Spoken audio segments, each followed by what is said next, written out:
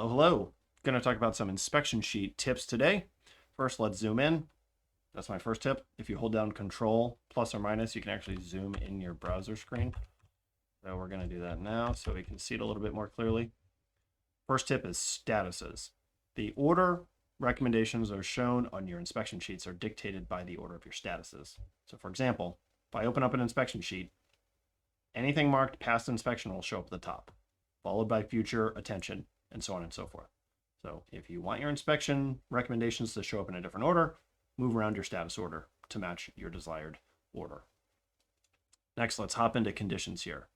Let's go to an easy one here. Let's go to battery. Okay, one note. Default note here on the condition is not visible to the customer. So don't bother filling this out. This is simply for the technician, or if you want to add these quick measurements here. Let's jump into a condition here because there's a few new fields here as of the last year or so.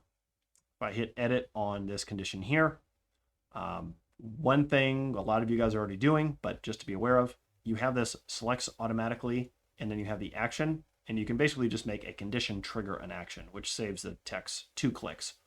So for example, on this one, if the text selects the battery fails, it automatically adds the action diagnose starting charging system. Saves them some clicks, add that up over time, you can save a fair amount of time.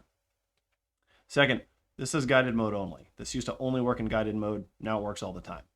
You can put a reference image. This is great for if you want to compare a dirty air filter to what a good air filter looks like. It's nice to have a reference image in there.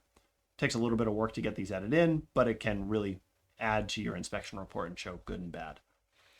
Next is going to be the caption. This is just what's going to show up on your reference image. So if you want a note to come up that explains what the reference image is explaining, put it here.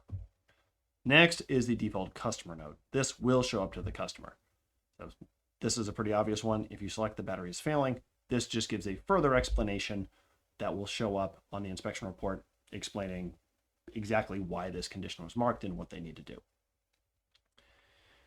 For those of you guys who are running guided mode, just be aware of these prompts down here. These are pretty important to have accurate, because if these aren't, you can get a lot of erroneous prompts for the tech, which can just lengthen the inspection time. And for those of you guys adding videos too, that's the very bottom part here. I'm gonna zoom out a little bit here.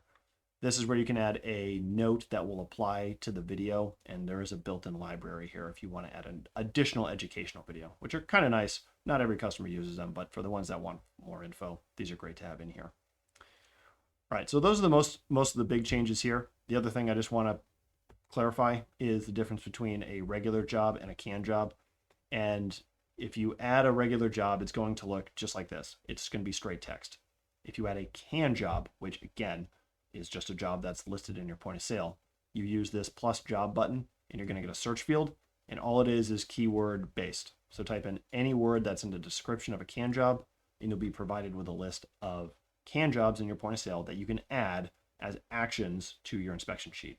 And that keeps the verbiage the same and allows you to transfer it back into your point of sale for quicker estimates. So those are the main tips I have. If you guys have any other questions on this, message me, email me, leave a comment, and we'll go from there.